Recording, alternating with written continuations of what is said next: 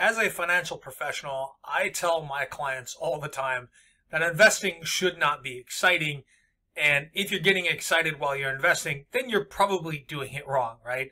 But I have to admit, every once in a while, though, I get this little thrill when I recognize a moment that no one else seems to, that represents a real change for a company, that represents a turning point for them where we're going to see their financials start to improve by leaps and bounds.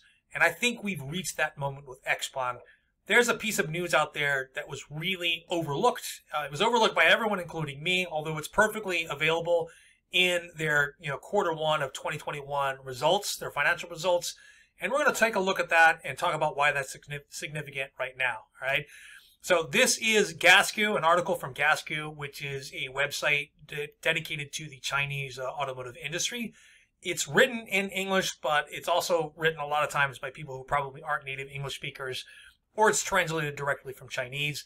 But oftentimes, this is the only source of information that's available for some topics in regards to Chinese electric vehicle companies.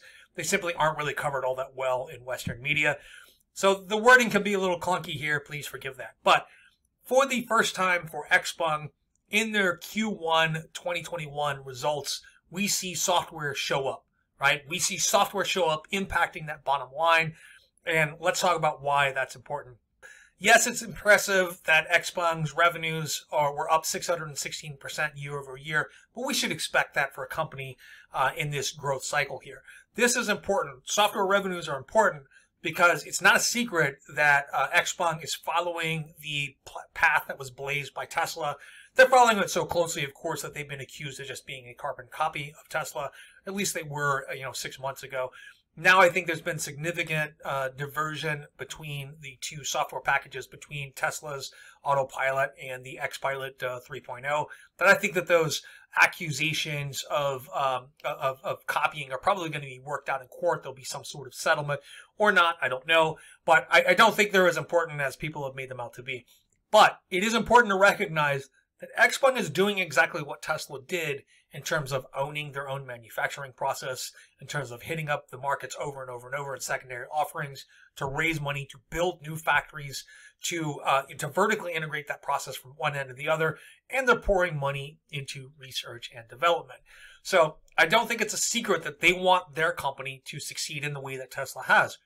So a large part of Tesla's game plan from day one has always been software sales. They think that software is going to be a really large part of their bottom line, and that's very important because the margins for revenues derived from software are really, really high.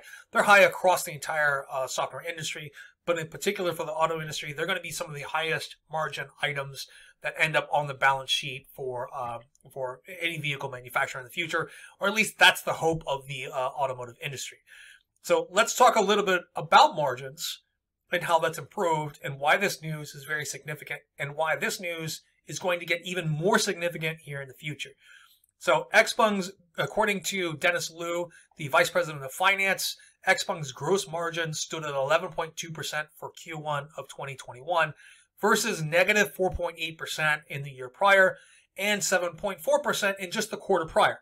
Meanwhile, the Q1 2021 vehicle margin, which is a measure that we don't really use in the West here, was 10.1% compared to negative 5.3% for the same period in 2020 and 6.8% for the previous quarter.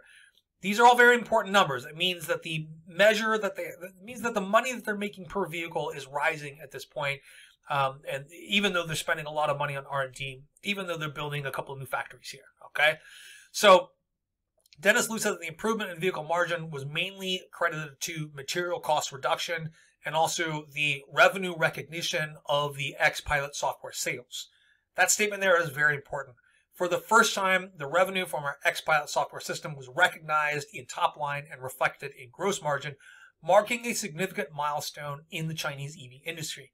To be specific, he said, in Q1 of 2021, total revenue from the Xpilot 3.0 software was around $12.4 million, and that represents about 2.5 percentage points of that 11.4% margin in that time period.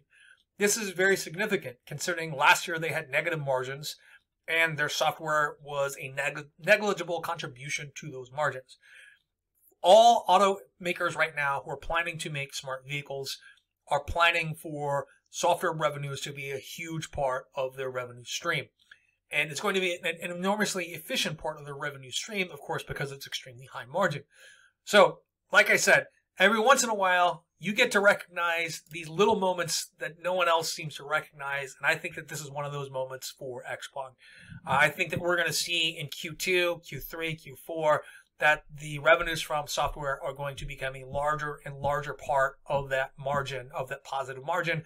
And I think this means that we are not too far away from seeing profitability for Xpeng. I'm going to call it now. I say that we see profitability for Xpeng in the next 3 years. Let's think about it. Tesla took more than 10 years to be profitable. These companies, I think, are going to take right around 10 years to be profitable. Xpeng was founded in 2014. I think that they're going to be profitable by 2024. Anyway, that's a bold prediction on my part. I don't really make predictions on this channel, but at this point, seeing revenues from software finally pop up for them and seeing how quickly they become a large portion of their overall margin, I think that's a very positive sign for this company. Let me know what you think in the comments below. I'd love to hear from you guys. You can tell me how wrong you think I am, how much better NIO is, or whatever other company that you like more than Xpeng. Anyway, I look forward to hearing your opinion. Thank you very much and have a nice day.